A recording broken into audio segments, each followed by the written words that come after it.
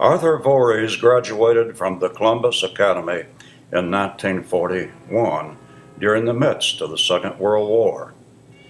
That fall, he matriculated at Williams College in Williamstown, Massachusetts, and less than 3 months later, on December the 7th, 1941, the Japanese bombed Pearl Harbor.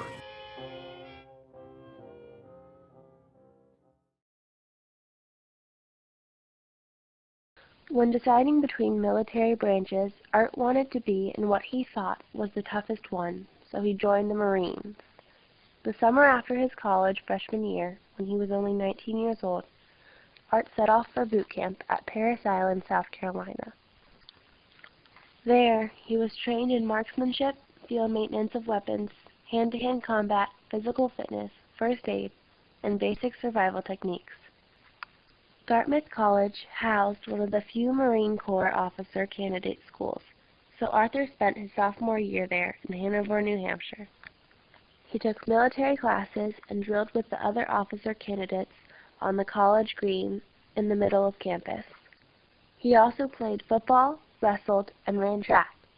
In 1943, he was selected as an All-American tackle, and in wrestling, he earned the honor of All-New England.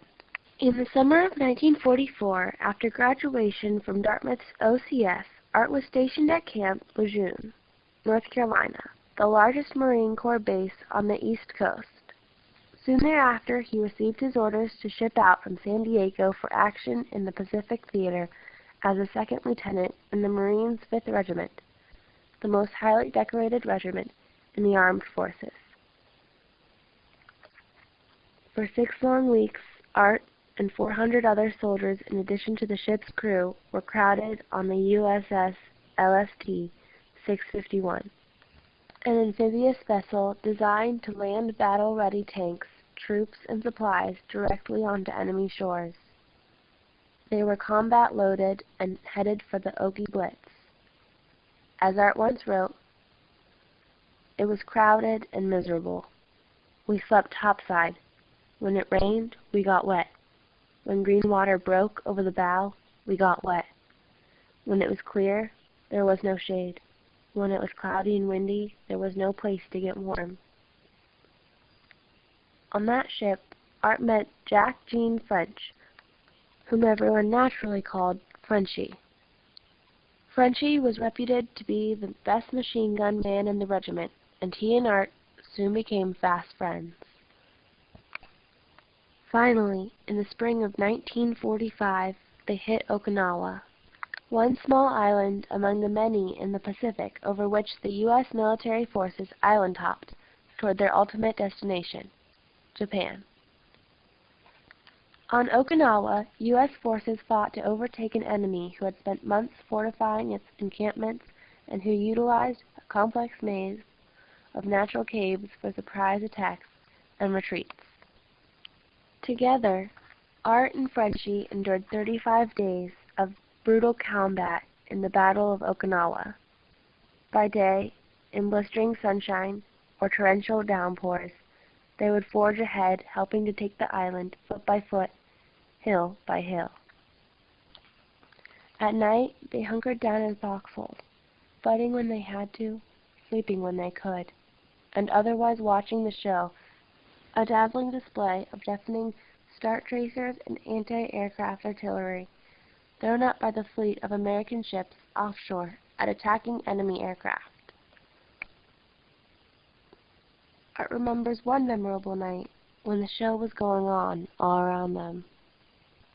The air was popping, and bits of shrapnel were flying all over the place. When the excitement was tense, overwhelming, and Frenchy's machine guns were hammering out their methodical and deadly rhythm, and I noticed Frenchy chuckling. "What in the hell you doing?" I shouted.